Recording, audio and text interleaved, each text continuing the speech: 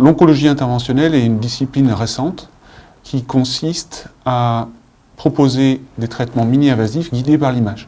C'est à la fois l'association de dispositifs médicaux qu'on va insérer à travers la peau chez les patients, mais également des outils de guidage sophistiqués d'imagerie, et c'est pour ça que c'est réalisé en radiologie interventionnelle. On va utiliser le scanner, l'échographie, l'IRM, les rayons X, pour positionner le plus précisément possible nos dispositifs. C'est de l'ordre de 1 mm.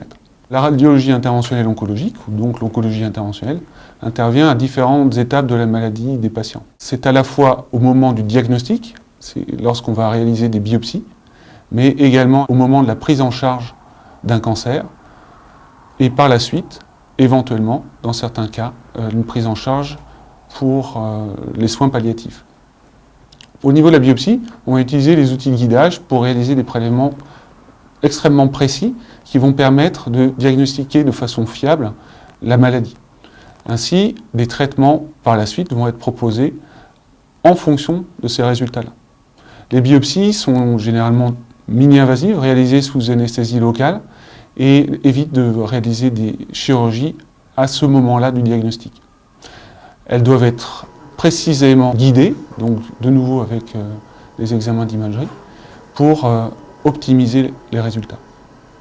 Le deuxième élément est la phase du traitement. La phase du traitement va mettre en œuvre de nombreuses techniques, et en particulier, il existe une technique qui est l'ablation percutanée. Les ablations percutanées consistent à délivrer de l'énergie à un endroit au bout d'une aiguille, insérée de nouveau à travers la peau, et qui va permettre de détruire les tumeurs sur 3-4 cm autour. Différentes techniques sont utilisées. On a la radiofréquence qui va augmenter la température en agitant les molécules à côté de l'aiguille. On a également les micro-ondes qui fonctionnent également par le chaud et qui détruisent par le chaud les cellules anormales.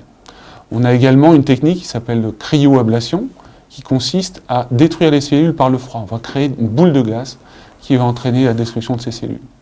Et d'autres techniques plus expérimentales encore et qui demandent de validation sont également proposées comme l'électroporation, l'électrochimiothérapie qui consiste à créer un champ électrique à un endroit précis et le traitement va être réalisé entre les aiguilles qui auront été insérées à cet effet pour apporter une chimiothérapie à haute dose et détruire les cellules à cet endroit-là.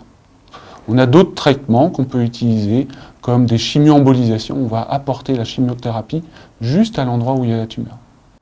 La troisième possibilité de la radiologie interventionnelle est de proposer des soins palliatifs. Ces soins palliatifs sont proposés aux patients afin d'améliorer leur qualité de vie. Cette qualité de vie peut être impactée par exemple, les douleurs présentées. Et la radiologie interventionnelle est capable d'améliorer cette situation en proposant soit, par exemple, de mettre en place du ciment qui va venir stabiliser dans les vertèbres la maladie et donc d'avoir un effet sur la douleur efficace et très rapide, ou par exemple proposer des techniques d'ablation dont je vous ai parlé juste avant, de façon à venir détruire les cellules anormales et d'améliorer les symptômes.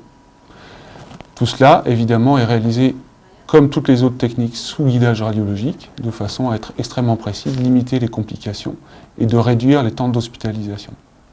Toutes ces procédures sont réalisées sous anesthésie locale dans la grande majorité des cas, même si on réalise des anesthésies générales. Pour réaliser ces gestes au mieux, nous proposons un environnement dédié aux patients à ces procédures. On réalise une anesthésie locale à travers la peau, là où les dispositifs vont être positionnés, mais également une sédation et une analgésie intraveineuse.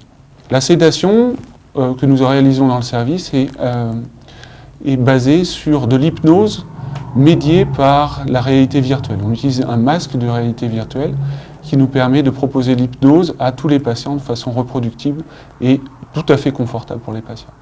En conclusion, la radiologie interventionnelle ou oncologie interventionnelle regroupe des techniques récentes qui demandent encore une validation prospective pour le futur.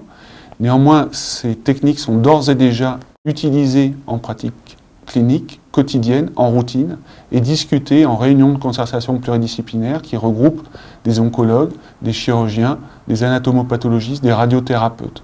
Ces techniques-là sont performantes, efficaces sur peu morbide. Cela permet de réduire la prise en charge des patients en termes de durée d'hospitalisation. Il y a moins de complications et également un des buts est de réduire les coûts inhérents à ces prises en charge.